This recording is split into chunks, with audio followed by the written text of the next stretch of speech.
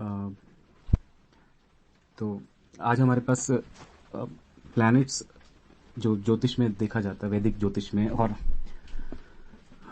आजकल दुनिया भर में जो फॉलो किया जाता है, जो एस्ट्रोलॉजर्स वर्ल्ड वाइड जिन प्लैनेट्स को देखते हैं या चार्ट में ऑब्जर्वेशन जिन चार्ट्स का एस्ट्रोलॉजर्स करते हैं, उन चार्ट्स में जिन प्लैनेट्स, सो कॉल्ड प्लैनेट्स, या मैं उनको प्लैनेट्स तो नहीं कहूँगा, सेलेस्टियल बॉडीज, मैं एक वर्ड यूज़ करूँगा, सेलेस्टियल बॉडीज।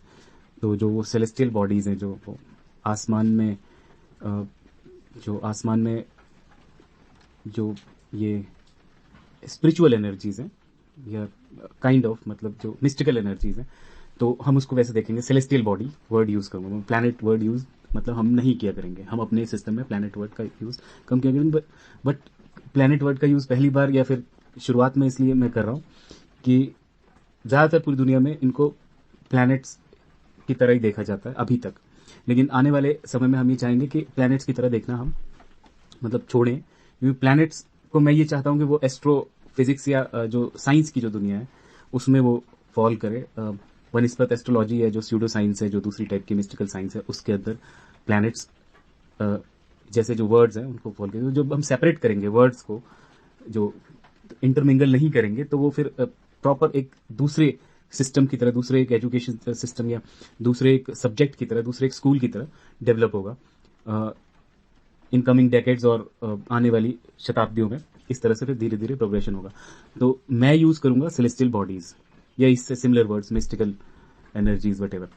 तो आज हम अपनी बात में पहले जो मतलब जिन प्लैनेट्स को ले रहे हैं या जिन सेलेस्टियल बॉडीज़ को काउंट कर रहे हैं, वो शुरू से ही मिस्टिकल हैं। वो मून के नोड कहे जाते हैं, साउथ नोड और नॉर्थ नोड।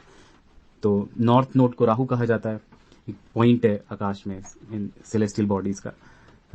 इनके पास कोई वो नहीं है, बस एक पॉइंट्स हैं ये। तो यही हो गया कि मिस्टिकल है ना पूरा, ये बात ही मिस्टिकल है कि ये है ही नहीं, दिखते ही नहीं, इनविजिबल है। तो इनको मतलब आप सिर्फ नोड्स को पकड़ते हैं, मून के नोड्स को पकड़ते हैं। तो वो जो नोड्स हैं उसमें जो नॉर्थ नोड है वो राहु है, और जो साउथ नोड है वो केतु है। तो आज हम इनको पकड़ते हैं। सबसे पहले जो मिस्टिकल प्लैनेट्स हैं या फिर मिस्टिकल बॉडीज़ हैं या मिस्टिकल स्पिरिचुअल बॉडीज़ हैं, इनको हम पकड़ते हैं, इनके साथ शुरू करते हैं। इनको हम पकड़ कर आगे अपने सब्जेक्ट को लेकर आगे बढ़ते हैं। तो देखिए, राहु जो है, ये जो पर्टिकुलर प्लैनेट है राहु, इसको जो अभी जो वैदिक सिस्टम या जो ये मतलब इंडियन एस्ट्रोलॉजी के जो मतलब वर्जन्स हैं, उनमें ये माना जाता है, इंक्लूडिंग लाल किताब, उनमें ये माना जाता है कि ये एक shadowy planet, mystical planet, enigmatic planet, unpredictable planet, या एक एनर्जी है, एक नेम है, एक मिस्टिकल नेम है, या सेलेस्टियल बॉडी है, या एक पॉइंट है, ठीक है। तो जिसकी एक स्टोरी है, वैसे तो माइथोलॉजिकल स्टोरीज हर मतलब इंडिविजुअल आप प्लैनेट या इंडिविजुअल सेलेस्टियल बॉडी के बारे में अलग अलग ले सकते हैं। तो 2-3 माइथोलॉजिकल स्टोरीज सबके बारे में, बट एक जो फेमस माइथोलॉजिकल स्टोरी है वो ये कि ये हेडलेस प्लैनेट है केतु, जो साउथ नोड है, और जो उसका हेड है वो राहु है। तो ये एक स्टोरी है, माइथोलॉजिकल स्टोरी है। हम इसको नहीं भी कंसिडर करते हैं, वो माइथोलॉजिकल स्टोरी को आप कंसिडर नहीं भी करते। कई बार जो एस्ट्रोलॉजर हैं इंडिया में या जो इंडियन एस्ट्रोलॉजी को फॉलो करते हैं, इवन वर्ल्ड वाइड जो दूसरे वेस्टर्न एस्ट्रोलॉजर भी जो इसको बेसिक लेकर चलते हैं, वो भी इन बातों को, माइथोलॉजी को कई बार रेफरेंस की तरह लेते हैं। मान लीजिए हम नहीं लेते वो रेफरेंस की तरह, तो भी जो इस प्लैनेट की ऑब्जर्वेशन करने के बाद, लंबे समय में ऑब्जर्वेशन करने के बाद जो एनर्जी आ रही है निकल के, या जो ढेर सारे बर्थ चार्ट्स, काफ़ी सारे बर्थ चार्ट्स को जब आप रीड करते हैं, तो जो एनर्जी निकल के आ रही है, वो मोर ओवर या समवट वैसी ही है जैसी वो माइथोलॉजी और जो मतलब उसमें व्याख्या की गई है कि अ, आज के टाइम में ये मतलब सच में मिस्टीरियस प्लैनेट है। और मतलब मिस्टीरियस प्लैनेट या मिस्टीरियस सेलेस्टियल बॉडी है राहु। ठीक ऐसे ही मिस्टीरियस स्पिरिचुअल सेलेस्टियल बॉडी है केतु। तो दोनों मिस्टीरियस है अपने अपने रेंज में। राहु मटेरियलिस्टिक है थोड़ा ज़्यादा, या फिर एक्सपैंड करने वाली एनर्जी है। अगर स्पिरिचुअलिटी भी, इनके समटाइम्स कैसा होता है कि आप इसको मेटलिस्टिक बॉडी काउंट करते हैं, मेटलिस्टिक पॉइंट या सेलेस्टियल बॉडी की तरह काउंट करते हैं। लेकिन कई बार ऐसा भी देखने में आता है कि कुछ कंजंक्शंस ऐसे होते हैं या फिर कुछ प्लेसमेंट्स ऐसी होती हैं बर्थ चार्ट में जहां पे जुपिटर का इन्फ्लुएंस होता है। बर्थ चार्ट में ज्यादा जुपिटर का इन्फ्लुएंस होता है, या मून और जुपिटर का कुछ इन्फ्लुएंस होता है, तो उस पर फिर राहु का जो दृष्टि कही है या फिर नक्षत्रा बेस्ड कई बार रिलेशनशिप होता है। तो उन कारणों की वजह से राहु भी स्पिरिचुअल प्लैनेट हो जाता है। वैसे ये कुल मिलाकर मटेरियलिस्टिक प्लैनेट है, मतलब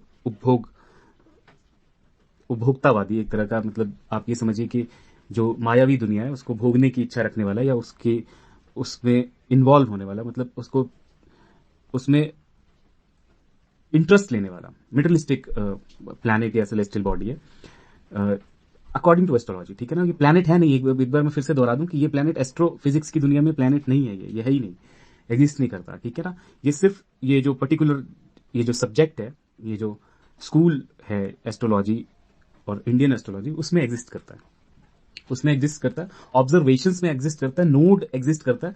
तो नोड को जब आप चार्ट में लेते हैं तो वो साउथ नोड और नॉर्थ नोड आता है आपके बर्थ चार्ट में, तो उसकी इंटरप्रिटेशन है। इसी तरह गोलिका की इंटरप्रिटेशन है, मांदी एक और इसी तरह की पॉइंट है, उसकी इंटरप्रिटेशन है। ठीक है ना, तो ऐसे तो इंटरप्रिटेशन करने के आप नेपच्यून की कर दीजिए इंटरप्रिटेशन, जो वेस्टर्न एस्ट्रोलॉजी में की जाने लगी है।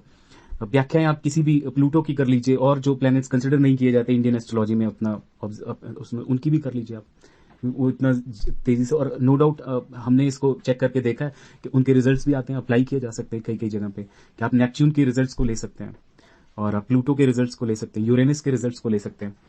तो इसी तरह ये नोड्स जो हैं, साउथ नोड और नॉर्थ नोड, इनके आप रिजल्ट्स को भी जब आप देखते हैं तो ऑब्जर्वेशंस में ये आता है कि नहीं यार, काम करता है, काम करता है, काफी अच्छे से काम करता है, और इसकी मिस्टिकल वर्थ है। जब इसकी मिस्टिकल वर्थ है तो इसको हमने अपने सब्जेक्ट में लिया है कि ये मतलब इसको हम कंसिडर कर सकते हैं करीब करीब वैसे ही जैसे इंडियन एस्ट्रोलॉजी की जो मतलब अब तक की व्याख्या है, जो ऑब्जर्वेशंस हैं पिछले दशकों में और पिछले सैकड़ों सालों में, जो भी किताबें हैं, जो भी ऑब्जर्वेशंस हैं, वो करीब करीब सही बैठती हैं। ये हमारी ऑब्जर्वेशन में भी है इतने वर्षों के अध्ययन में। तो राहु मेटेरियलिस्टिक प्लैनेट है, एनिग्मेटिक बॉडी है, पॉइंट है। एनिग्मेटिक के अलावा वो अनप्रिडिक्टेबल है, मतलब आप उसको प्रिडिक्ट नहीं कर सकते हैं। यदि आप राहु को प्रिडिक्ट कर लें तो फिर आप बहुत कुछ आप मान के चलिए। तो जितनी भी चीजें अनप्रिडिक्टेबल हैं, एनिग्मेटिक हैं, सब इसके डोमेन में आती हैं। स्मोकी हैं दोनों के दोनों एनर्जी स्मोकी हैं। थोड़ा सा आप ये समझिए कि धुआं एक तरह का धुआं, मतलब इल्यूजन है कि मिराज है ना, इस तरह की एनर्जीज हैं दो की दोनों। आप बहुत सारी और चीजों को प्रिडिक्ट कर सकते हैं इजीली, इनको कई कई जगह मतलब प्रिडिक्ट नहीं कर सकते किस तरह का बिहेवियर इनका होगा, किसी सर्टेन प्लेसमेंट में, किसी दृष्टि में किस तरह का होगा। पॉजिटिव होगा, समटाइम्स नेगेटिव होगा, कुछ नहीं कह सकते। बट मेरे ये देखने में है कि चार्ट के ऊपर भी डिपेंड करता है, बर्थ चार्ट के ऊपर। यदि एक बर्थ चार्ट में जुपिटर का इन्फ्लुएंस बहुत ज्यादा है, तो राहु पॉजिटिव, राहु झेल जाएगा बहुत कुछ, राहु उदार होकर बाहर आएगा, काफी ज्यादा, मतलब बहुत ज्यादा लिबरल नजर आएगा, मीन नहीं होगा, मतलब उसका जो नेचर है, वो जो नेचुरल जो उसका नेचर है, प्रकृति है, वैसे नहीं आएगा, वो चेंज हो गया अकॉर्डिंग टू जुपिटर या बर्थ चार्ट में। ठीक ऐसे ही मार्स के साथ है तो वो अग्रेसिव होगा, बहुत ज्यादा अग्रेसिव होगा। समटाइम्स अगर मार्स के साथ कंजंक्शन है या दृष्टि बन रही है कोई दूर से, या कोई और रिश्ता, जैसे मार्स रूल कर रहा है बर्थ चार्ट को, लाइक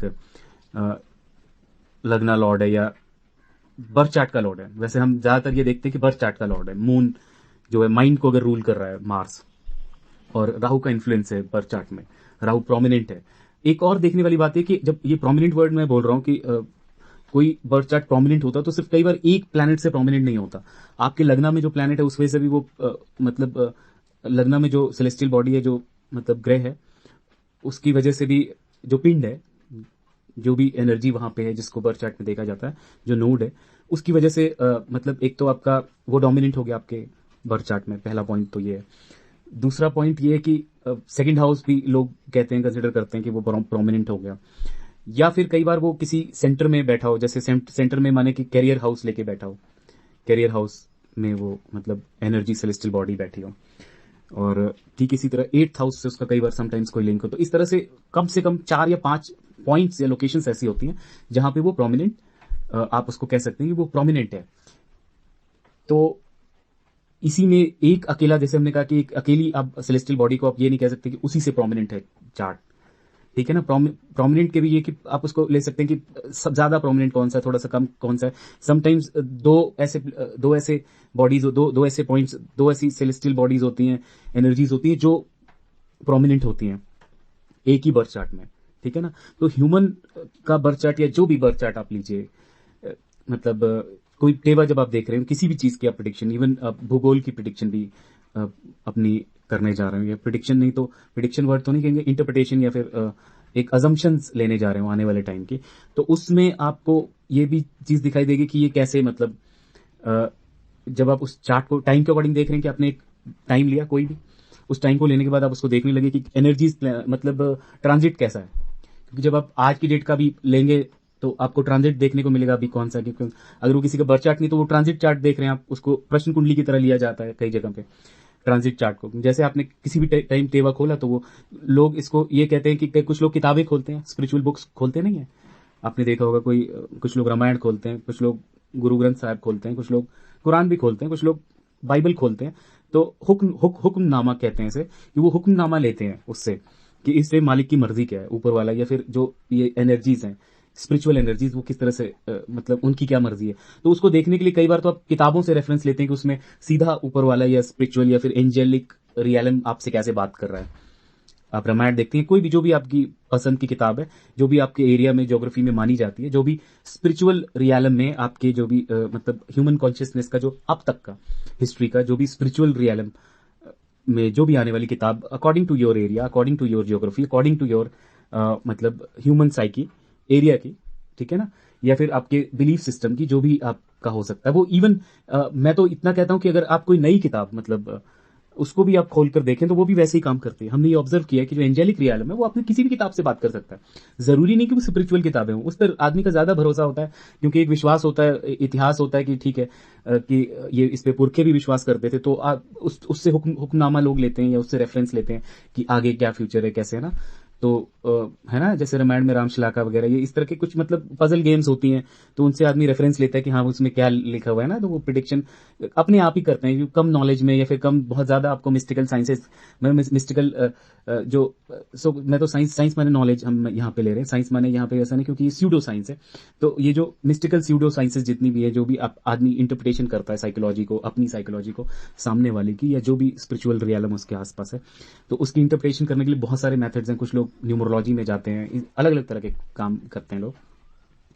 तो उसी में किताब खोलने का भी एक है कि हुक्मनामा लेने की बातें भी आती हैं, अलग अलग है, दुनिया भर में ये प्रैक्टिसेस की जाती हैं अलग अलग। कहीं टैरो किया जाता है, कहीं पे न्यूमरोलॉजी है, ठीक है ना। इसी तरह टैरो न्यूमरोलॉजी की इनकी भी किताबें, अगर आप टैरो की किताब खोलिए तो जैसे न्यूमरोलॉजी की किताब खोलिए, तो टैरो की किताब खोलना हुक्मनामा लेने जैसा ही होता है कि डेक ऑफ कार्ड्स आप उसको जैसे ही खोलते हैं तो आपके सामने कुछ कार्ड्स आते हैं, वो हुक्मनामा होता है एक तरह से। तो हम अपने पॉइंट पे वापस आते हैं कि प्रश्न कुंडली, जब भी आप ट्रांजिट देखते हैं, प्रश्न कुंडली देखते हैं, तो आपके सामने एक प्लैनेट्स आते हैं किसी क्वेश्चन के साथ, विद अ क्वेश्चन। अगर आप किसी भी 10 ट्रांजिट देख रहे हैं तो आपके सामने एक प्रश्न कुंडली बन जाती है, ठीक है ना। या कई बार आप वैसे ही आप देख रहे हैं, क्या कहते हैं, किसी बर्थ चार्ट को, किसी भी वस्तु स्थिति को देख रहे हैं, तो वो वाला सीन भी कुछ इसी तरह का बनता है कि क्या कहते हैं, उसमें भी आप मतलब ये ट्रांजिट को आप समझने की कोशिश करते हैं कि कौन सा जो बॉडी है, सेलेस्टियल बॉडी कहाँ पर बैठी है, और उसकी इंटरप्रिटेशन क्या है, उसकी व्याख्या क्या है, किस तरह से की जाती है।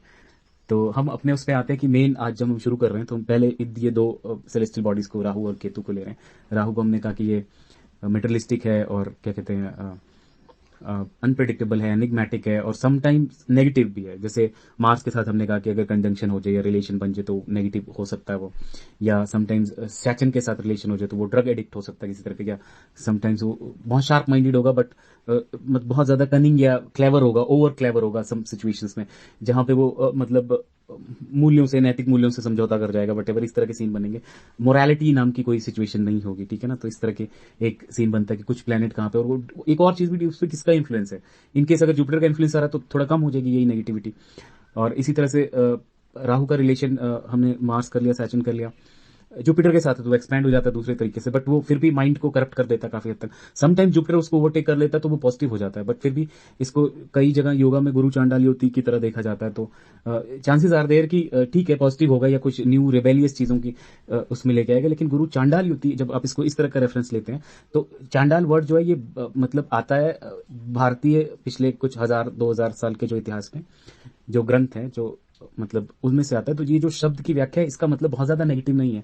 इसका वर्ड है कि ये व्यक्ति, एक और वर्ड है कि ये व्यक्ति किसी से भी संबंध, मतलब किसी से भी का माने क्या है कि अगर क्लासेस की बात भी हो रही है इसमें, जो ये वर्ड इसमें राक्षस की बात नहीं हो रही किसी, इसमें बात हो रही कि अछूत फीलिंग आप ले सकते हैं या कुछ भी। यहाँ पे एक और चीज हमारे देखने में आती है कि जब भी ये आता है प्लेनेट, ये जब इनका कंजंक्शन होता है राहु जुपिटर का एक साथ या केतु जुपिटर का, दोनों में सेम ही कंडीशन होता है, मतलब थोड़ा बहुत फर्क होता है, बट केतु जुपिटर में स्पिरिचुअलिटी थोड़ा ज्यादा हो जाती है, बट ये बनता वही हो गया सेम। तो इसमें क्या देखने को आता है कि ऐसा व्यक्ति बहुत ज्यादा जो आज की डेट में, मैं नई बातें आपसे कह रहा हूँ, मतलब हमारा मानना 100 साल पहले क्या किताब में लिखा है उसकी बात नहीं कर रहा हूँ। हम जब लिख रहे हैं बोल रहे हैं तो हम इन बातों का ध्यान रख रहे हैं कि दुनिया चेंज हो रही है, बदलती दुनिया में व्याख्याओं को जानते समझते हुए कि जो लंबे समय तक टिकी रहेंगी उन्हीं की बात कर रहे हैं। तो अभी हाल ही में कोविड एनवायरनमेंट ये इस तरह की दुनिया में देखने को आया, तो उसको समझते हुए भी मैं अपनी अनुसंधान को रख रहा हूँ आपके सामने। तो अब हम कहाँ थे कि ये जो एक जुपिटर और केतु या जुपिटर राहु का जो कंजंक्शन है वो मेरी नज़रों में बहुत ज़्यादा नेगेटिव नहीं है। उसके रीज़न ये कि नेगेटिव तो है, वो माइंड को करप्ट करता है काफ़ी हद तक, कि जो जुपिटर की एनर्जी उसको वैसा नहीं रहने देता, उतना पॉजिटिव नहीं रहती, थोड़ा शूड मतलब एक तरह की चालाकी है ना, थोड़ा सा कनिंग, ये सब भी देखा जाता है। लेकिन इसमें एक और चीज़ देखी जाती है कि आपकी जो समाज के निचला हिस्सा है, मतलब जो आर्थिक रूप से पिछड़ा हुआ है या साधन संसाधन नहीं है, उनके द्वारा कामयाबी आपकी दिखाई देती है, इनकेस कामयाबी। दूसरा ये जुपिटर और केतु या राहु की कंजंक्शन में एक क्रॉनिक डिजीज दिखाई देती है लंबे टाइम तक, जिससे आपको फाइट करनी पड़ती है, जिससे आपको निकलना थोड़ा मुश्किल होता है, बट समटाइम्स आप रिकवर कर जाते हैं, समटाइम्स आप नहीं रिकवर करते, बट एक क्रॉनिक डिजीज को भी इसमें देखा जाता है, मतलब ये देखा गया है। तो यहां तक हो गया, मतलब ये नेगेटिव नहीं है। जुपिटर के साथ जो राहु है वो मेरी नज़रों में नेगेटिव नहीं है। इसको मैं समझता हूँ कि 70% पॉजिटिव मतलब सिचुएशन है। और इसमें आप रिबेलियस माइंड, थोड़ा सा डिफरेंट, थोड़ा सा न्यू, जो नॉर्म्स हैं उसके खिलाफ थोड़ा सा फाइट करने वाला, थोड़ा सा कनिंग, ये सब है नेगेटिव ट्रेट्स में डिपेंड। अगर हॉरोस्कोप बहुत ज्यादा नेगेटिव है, मून भी नेगेटिव है और सारे प्लैनेट्स भी नेगेटिव है, तब ये उस तरफ झुक जाता है नेगेटिविटी की साइड। तब आप समाज में उत्पात फैलाने वाला और तरह की चालाकियां करने वाली एनर्जी की तरह इनको देख सकते हैं। बट मोर ओवर इनकेस अगर और दूसरे मून अच्छी पोजीशन में है और सारे प्लैनेट अच्छी पोजीशन में है, सूर्य अच्छे नक्षत्र में है या फिर अच्छी पोजीशन में, तो हालात मतलब उतने बुरे नहीं होते कि राहु और जो जुपिटर का कंजंक्शन है या केतु जुपिटर का जो कंजंक्शन है वो रहे। जब मैं राहु मंगल की बात कर रहा हूं तो केतु मंगल पे भी करीब करीब वही बात लागू होती है।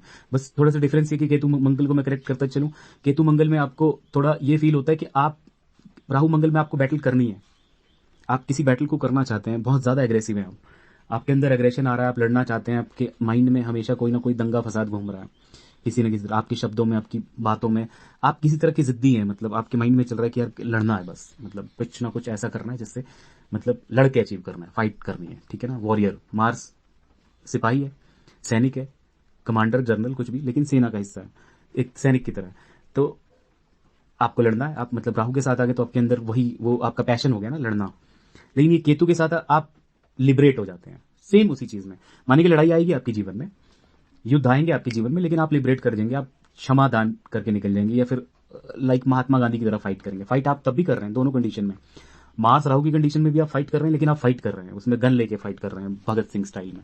लेकिन जब मार्स केतु आ गया तब आप महात्मा गांधी स्टाइल में फाइट कर रहे हैं। डिफरेंस इतना ही है, फाइट दोनों कंडीशन में है। राहु के साथ मार्स मतलब फाइट, ठीक है ना। लेकिन एक अहिंसा की फाइट है कि हिंसा भी जायज है, बस थोड़ा सा अंतर है, लेकिन बड़ा अंतर है। अगर देखा जाए तो ये पोलर है एनर्जीज, क्योंकि दो अंतर है। अब ऐसा क्यों होता है? क्योंकि केतु फियर कर जाता है, केतु फियर कर जाता है थोड़ा सा। केतु केतु ये सोचता है कि बैटल मैंने पहले कर रखी, मैं जीता हुआ हूं, मतलब मैं बैटल जीत जाऊंगा, और अगर मैं इसको अहिंसा से भी करूंगा तब भी जीत जाऊंगा, मतलब मुझे इसमें हिंसा करने की जरूरत ही नहीं है इस फाइट में, मैं आराम से चलूंगा तो भी मैं इसको जीता हूं। तो केतु लिबरेट कर जाता है मार्स के साथ। तो दोनों ही फाइट है, और दोनों में केतु थोड़ा सा मतलब सेम, ये हर जगह लागू होगा। शनि के साथ भी लागू होगा, सन के साथ भी इसी तरह से लागू होगा, और दूसरे प्लैनेट्स के साथ भी इसी तरह से लागू होगा। केतु लिबरेट कराएगा आपको, केतु उस प्लैनेट के साथ जाके उस प्लैनेट की एनर्जी को लिबरेट करने की तरफ मतलब बढ़ जाएगा। तो अब फिर हम आते हैं दूसरा, क्या कहते हैं, हमारा मार्स हो गया, सैटर्न हो गया, जुपिटर भी हो गया।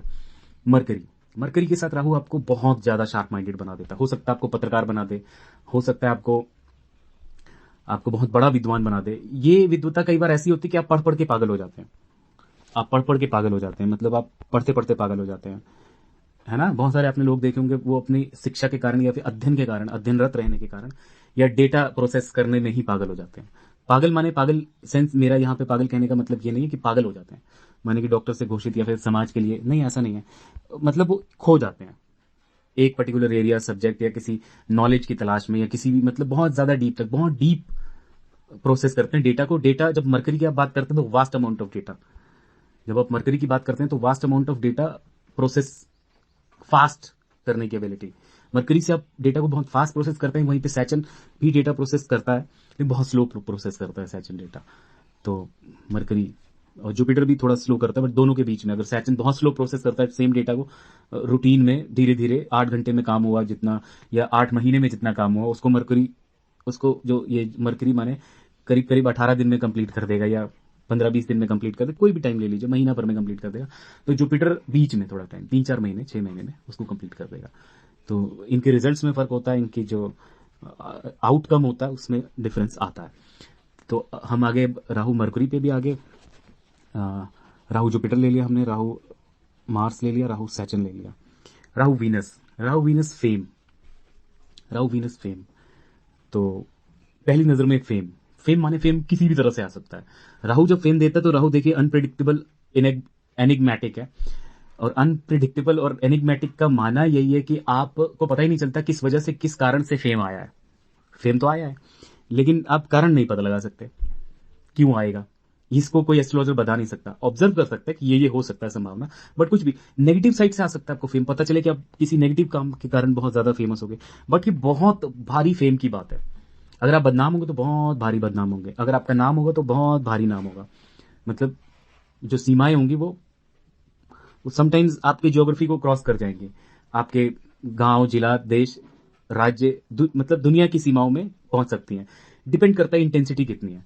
इंटेंसिटी अगर थोड़ी है, शुरुआती इंटेंसिटी, तो आप अपने विलेज या अपने शहर से आगे आपका नाम हो जाता है। आपको ऐसा नहीं कि आपको केवल परिवार के लोग जानते हैं, आपको बहुत सारे और लोग जानते हैं जो आप दूसरे गांव से हैं, 8 गांव, 10 गांव, 50 गांव, है ना, 1 जिला, 2 जिला, 4 जिला, इतना फेम होता है आपको। इनकेस इंटेंसिटी बहुत ज्यादा है राहु और क्या कहते हैं वीनस की, इंटेंसिटी ज्यादा है, कंजंक्शंस मिल रहे हैं और कुछ सर्कमस्टांसेस ऐसे हैं, तो उन सर्कमस्टांसेस को हम आगे एपिसोड्स में, आगे अपने टॉक्स में लेंगे।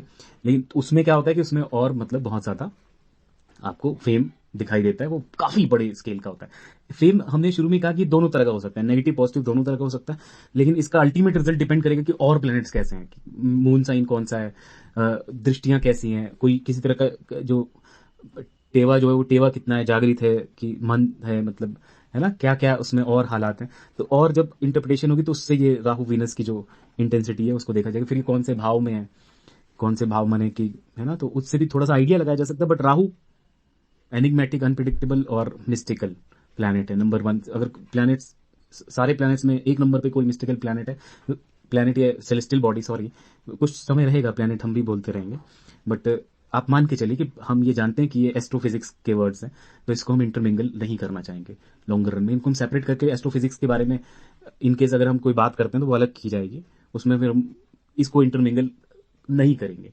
जितना संभव हो। तो इसलिए ये वर्ड को सेपरेट ही रखिए। फिर से बोल रहा हूँ कंप्लीशन में कि इसको हम प्लैनेट नहीं, सेलेस्टियल बॉडी लेके चलेंगे, क्योंकि लेकिन ये पर्यायवाची की तरह लेके चलिए, तो सीरियस ना होइए। क्योंकि बहुत कोई रैशनल लड़का आ जाता है, लड़की आ जाती है, वो कहते हैं कि जी आप ये कैसे बोल रहे हो, तो आकाश में तो दिखाई नहीं दे रहा कोई ऐसा वो, या मैं तो साइंस को रेगुलर फॉलो करती हूँ, तो आपने कैसे बोल दिया। तो उनके सामने हम यही कहना चाहेंगे कि जी हम अलर्ट हैं, हम ऑब्जर्व करते हैं, हम स्टडी करते हैं सब हर तरह की। ऐसा नहीं कि हम केवल स्यूडो साइंस ही पढ़ रहे हैं, ये हॉबी की तरह लेते हैं हम और इसको सीखते हैं। ये क्योंकि हमें लगता है सीखना जरूरी, क्योंकि हमने मिस्टिकल चीजें अपने आसपास होते हुए देखी है, महसूस की है। लेकिन ब्लाइंड फेथ नहीं है मेरा, जो मेरा फेथ है मिस्टिकल साइंसेस पे, वो एक संशयवादी का है, कि एक संशय की मतलब स्थिति बनाकर रखते हैं। तो वो संशय की स्थिति के कारण क्या होता है कि आप, कोई भी चीज सत्य नहीं है, अंतिम सत्य नहीं है।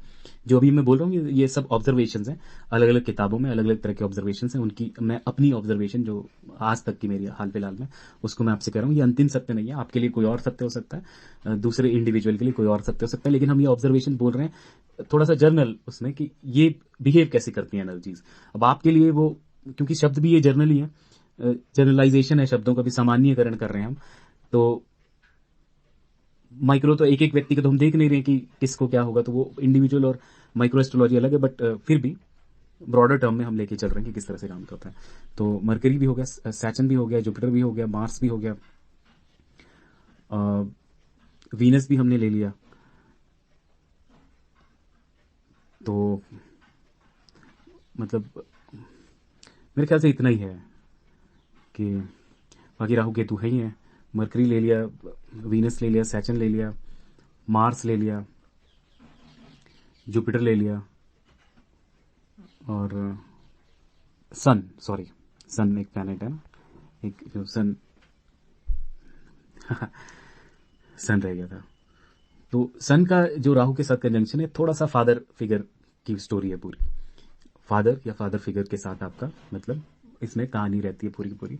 और सन देखिए, सन दूसरा ये कि आपकी आत्मा, सोल की वीकनेस की बात भी दिखाता है, या सोल की डोमिनेंस की बात भी दिखाता है कि आपकी सोल के ऊपर राहु का ये क्या। अच्छा, राहु और सन का या राहु और मून का, दोनों ये, हाँ दोनों का ही लेते हैं एक साथ, मून भी आ गया।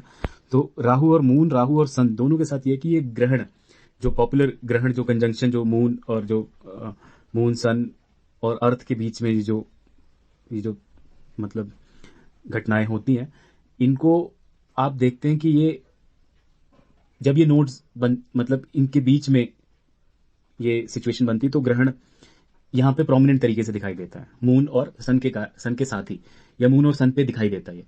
और जगह पे कंजंक्शन है तो क्या उन पे ग्रहण लगा, कह सकते हैं कि आप, कि अगर राहु वीनस के साथ है तो वीनस पे ग्रहण लगा हुआ है, ये कह सकते हैं आप। जैसे आप ये सन और मून के साथ, तो ये सूर्य और चंद्र के साथ, तो इसको ग्रहण ही कहा जाता है कि अगर राहु है वहां पे तो वो ग्रहण माना जाता है एक तरह से। लेकिन ग्रहण के अलावा ये जो बात है, एक तरह से ग्रहण माने ये शब्द ये कि वो अपनी उस एनर्जी में, उस पावर में नहीं है सन अब, राहु के कारण।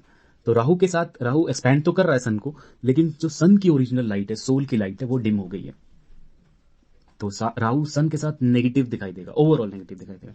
ये और बात है कि वो मनी के लेवल पे, फेम के लेवल पे, समटाइम्स आपकी पॉलिटिकल पावर के लेवल पे काफी ज्यादा एक्सपैंड कर जाए, लेकिन वो कुल मिला के डिम करता है आपकी पूरी पॉसिबिलिटी को। एक्सपेंशन के साथ डिम करता है, दोनों बातें एक साथ।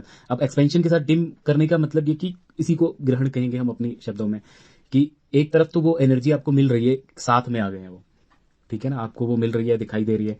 लेकिन दूसरी इसकी दूसरी व्याख्या ये कि ये वाली एनर्जी सन के साथ आने पे, जो सन की नेचुरल सिचुएशन है बर्थ चार्ट में, या जो वो मतलब पर्टिकुलर इंडिविजुअल है, उसके साथ अब वैसी नहीं रह गई। तो उसको डिम कहिए, या फिर ये कहिए कि सोल की पावर कम हो गई है, या सोल अब दूसरी तरह से बिहेव कर रहा है, पहले की तरीके से बिहेव नहीं कर रहा, या उस पर ये मिस्टिकल प्लैनेट का इन्फ्लुएंस है। इसमें भी ये चीज देखी जाती है कि क्योंकि सन के साथ राहु है, तो सन वाला हॉरोस्कोप तो इसमें मतलब मोर ओवर आप डिम ही समझिए, या कम समझिए, या मंदा समझिए। और दूसरा, लेकिन मून का देखना पड़ेगा कि मून की प्लेसमेंट कैसी, तो उसके हिसाब से थोड़ा सा डिफर कर सकती है। बट मोर ओवर सन और जो राहु की कंजंक्शन है, ये थोड़ा सा बहुत ज्यादा मेटरलिस्टिक आपको ले जा सकती है, या अनप्रिडिक्टेबिलिटी सन की साइड से आपको, या जो एनिग्मा है वो सन के साथ, माने पिता के साथ, या राज्य के साथ, सत्ता के साथ, सरकार के साथ, आपके रोजगार के साथ, आपकी सोल कॉलिंग के साथ दिखाई दे सकता है आपको। तो ये थोड़ा सा डिफिकल्ट है। इसी तरह मून का भी डिफिकल्ट है। तो जो राहु का कंजंक्शन है वो मून और सन के साथ थोड़ा सा डिफिकल्ट दिखाई देता है, बट फिर भी एनिग्मेटिक है, स्पिरिचुअल है, और कार्मिक है, मतलब कार्मिक है। नेगेटिव नहीं कहूंगा मैं, नेगेटिव इसलिए नहीं कहूंगा कि किसी चीज को ये कहने के लिए कि ये नेगेटिव है, ये इसके रिजल्ट्स नेगेटिव आएंगे, उसमें अल्टीमेटली आपको कंक्लूजन पे आप तब पहुंचते हैं जब आपने दूसरे एस्पेक्ट्स के ऊपर काफी डीप में देख लिया होता है। बट पहली दृष्टि में हाँ देखकर ऐसा लगता है कि ये थोड़ा सा नेगेटिव साइड इस पर्टिकुलर कंजंक्शन का जो रिजल्ट होगा वो होगा, मतलब नेगेटिव फील करेगा, मतलब लाइफ में आदमी थोड़ा सा उसको नेगेटिव साइड फील करेगा। तो अभी तक तो इतना, बट ये स्पिरिचुअल है, ये जो कंजंक्शन है ये स्पिरिचुअल है। तो स्पिरिचुअल में ये क्या होता है कि आप अगर कनेक्ट कर रहे हैं उस एनर्जी के साथ जिसके बारे में कहा जाता है कि वो जो एक्सप्लेन नहीं किया जा सकता, जैसे ना वो जो परमात्मा की ऊर्जा है, या फिर जो भी है ना ब्रह्मांड में, या हम सबके साथ जो ऊर्जा परमात्मा की चलती है, उसके साथ अगर कनेक्शन बन रहा है, जो कि चांसेस बढ़ जाते हैं कि अगर ये लोग थोड़ा मेडिटेट करें या वो करें तो है ना उनके बन जाते हैं। तो ऐसे में ये बहुत ज़्यादा पॉजिटिव है कनेक्शन, ये जो कंजंक्शन है राहु का सन के साथ या मून के साथ, ठीक है ना। बट डिपेंड और भी चीज़ों पे करता है कि वो कौन से डोमिनेंट है वहाँ पे। और जैसे केतु की डोमिनेंस मिल जाए कंजंक्शन के साथ आपको, केतु हॉरोस्कोप को आपको डोमिनेट कर रहा हो, तो डोमिनेट करने का माने ये कि वो नक्षत्र के लेवल पे या दृष्टि के लेवल पे, डिग्रीज के लेवल पे, वो डोमिनेंट फोर्स की तरह दिखाई दे रहा हो आपके चार्ट में, तो आपको फिर ये कि स्पिरिचुअलिटी आपको बहुत ज़्यादा फेवर करेगी या वो आपका सपोर्ट करेगी, तो अब स्पिरिचुअल होना आपको सपोर्ट करेगा। तो ये इस तरह से कुल मिला के ये सारे हमने देख लिए कि राहु का, ये केतु का भी ऐसे कि लिबरेट करता है। वो केतु मून के साथ हो तो वो आपको लिबरेट करेगा, सूर्य के साथ केतु हो तो वो आपको उस चीज़ में लिबरेट करेगा। तो वो कुल मिलाकर ये भी दिखाता है कि ये चीज़ मैं पहले भोग चुका हूँ। वो जो जहां पे वो कंजंक्शन होगा जिस हाउस में, मान लीजिए वो 7th हाउस है, 7th हाउस में केतु का कंजंक्शन है, सूर्य के साथ है, शनि के साथ है या किसी भी और प्लैनेट के साथ है, तो उसमें ये दिखाई देता है कि वो 7th हाउस भोग चुका है बहुत ज़्यादा। वो जो सोल है वो 7th हाउस को बहुत ज़्यादा एंजॉय कर चुका है पास्ट लाइफ्स में। तो यहाँ पे पास्ट लाइफ्स की, क्योंकि ये मिस्टिकल साइंस है तो यहाँ पे पास्ट लाइफ है, you live more than once, ठीक है ना। ये फिलॉसफी होती है जब भी आप कोई मिस्टिकल साइंस या मिस्टिकल स्यूडो साइंस इस तरह की मिस्टिकल सब्जेक्ट्स के ऊपर कोई बात करता आदमी, मिस्टिक साइकिक इस तरह का जब भी कोई आदमी मिलेगा, तो उसमें एक चीज ये होगी कि उसकी जो कोर फिलॉसफी होगी, देखिए कि यू ओनली लिव वंस, ये एक प्रचलित फिलॉसफी है जीवन में इस टाइम, मतलब दुनिया भर में फॉलो की जाती है कि कैपिटलिज्म और वट एवर, ये वर्ड तो मैं ऐसे तो नहीं, बट ये कि जो भी ये पूंजीवादी मायावादी दुनिया में जो ये फॉलो किया जाता है कि आप एक बार ही चलते हैं, इसलिए लाइफ को अपने मतलब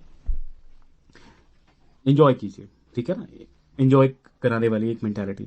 तो हाँ ठीक है, बॉडी के लेवल पे जो मिस्टिक होगा या जो स्पिरिचुअल जो संशयवादी भी होंगे लेकिन थोड़ा इस तरफ झुके होंगे, उनका भी मानना ये होगा कि नहीं, आप बॉडी के लेवल पे तो शायद एक ही बार आदमी, मतलब वो पर्टिकुलर बॉडी उस पर्टिकुलर नेम के साथ तो एक ही बार जीता है, बट सोल उसकी रिपीट करती है, रीइंकारनेट करती है। तो जब हम इस सब्जेक्ट के पर्टिकुलर ये जो क्या कहते हैं एस्ट्रोलॉजी या ये वाली जो साइंस है मिस्टिकल, जो ये साइंसेज हैं स्यूडो साइंसेज हैं, जब इनमें हम स्टडी करते हैं, जब इनमें हम काफ़ी डीप डाउन चले जाते हैं, तो हमको लगता है कि नहीं ऐसा नहीं है, क्योंकि जब आपको सामने दिखाई भी दे रहा होता है, जब इंटरप्रिटेशन कर रहे हो तो कि हाँ यार काम तो कर रहा है, जो इसमें लिखा हुआ है या जो इसकी व्याख्या यही इस आदमी के ऊपर अप्लाई हो रही है कि height, health, personality, even questions के आंसर जब वो कर रहा है तो भी वो दिखाई दे रहा है साफ साफ। तो इन अगर ये दिखाई दे रहा है और ये चीज़ काम कर रही, तो ये तो क्लियर है कि पास्ट लाइफ वर देयर की, मतलब पास्ट लाइफ थी, ठीक है ना। इस सोल की जो पर्टिकुलर इस बॉडी में इस टाइम ये वाला बर्थ लेकर, ये वाला टेवा लेकर हमारे सामने है, ये वाली बर्थ की जो स्टोरी है वो कुछ ना कुछ यहाँ पर दिखाई दे रही है। तो वो जो कर्मा है उसका साइकिल दिखाई दे रहा है, लेकिन फिर कुछ बड़े क्वेश्चन है कि फिर ये कैसे शुरू हुआ, क्या हुआ। तो वो इसीलिए मिस्टिकल साइंस है, ये मिस्टिकल स्यूडो साइंस है कि आप सारे क्वेश्चंस को आंसर नहीं कर पाते यहाँ पर भी, ठीक है ना। बट एस्ट्रोलॉजी के थ्रू आप बहुत सारा अपने एक जानने की कोशिश करते हैं कि कैसे मतलब लाइफ अनफोल्ड होने के चांसेस कैसे हैं, किस तरह से काम करेगी, और आपकी लाइफ में जो आपके ब्रेन के ऊपर असर होने वाला है कहाँ कहाँ से कैसे कैसे हो सकता है। तो उसकी एक ऊपरी बड़ी रूपरेखा मिलती है, ब्रॉडर पिक्चर दिखाई देती है। समटाइम्स अगर आपका 15 मिनट का टेवा मौजूद है, 15 मिनट तक की एक्यूरेसी है उसमें, तो नो डाउट कई बार आप काफ़ी रियल टाइम प्रिडिक्शंस कर पाते हैं, डेट मंथ और वीक के हिसाब से कि इस पर्टिकुलर डेट या मंथ वीक को ट्रांजिट के अकॉर्डिंग ये सिचुएशंस आ सकती हैं आपके सामने। इट्स ऑल अबाउट ऑब्जर्वेशन, मेरे लिए ये सिर्फ ऑब्जर्वेशनल साइंस है ये, तो मैं इसको स्यूडो साइंस की कैटेगरी में मैं खुद भी लेता हूँ इसको, क्योंकि जो फिजिक्स या फिर जो दूसरी एस्ट्रोफिजिक्स या जो और जो साइंस, जो प्रॉपर साइंस जिसको मानते हैं लोग, ज़्यादातर लोग जिसको जिन लैंग्वेजेस को साइंस मानते हैं, उन लैंग्वेजेस को मैं भी स्टडी करता हूँ, उनको मैं सेपरेट स्टडी करता हूँ, उनको मैं सेपरेट वो देखता हूँ, इनको भी मैं सेपरेट पढ़ता हूँ। तो ये सेपरेट करके सब्जेक्ट को हम रखते हैं, लेकिन क्योंकि डाउट या फिर एक ना एक संशय, एक ना माइंड में बना के रखते हैं कि यार कुछ तो है, डाउटफुल माइंड रखते हैं कि क्या पता ये वाली चीज़ ऐसे काम करती हो, वो वाली चीज़ वैसे काम करती हो। तो दोनों ऑपोजिट है सब्जेक्ट, बट हमारे माइंड में रहता है इतना थोड़ा बहुत। तो ठीक है, इतना था। ये हमने आज रफली ये मिस्टिकल प्लैनेट्स के बारे में इसको कोशिश की है जानने की और स्टार्ट कर दिया है अपने जो ये जो एस्ट्रोलॉजी के सब्जेक्ट पे जो अपने एपिसोड्स हैं अपने वो शुरू कर दिए। तो आगे हम इसको एक एक को डीप में जाएंगे कि पर्टिकुलर साइन पे है ना, सिचुएशन पे कैसे। तो हमें इसकी ऊपरी ऊपरी व्याख्या कर लिया। तो इस तरह से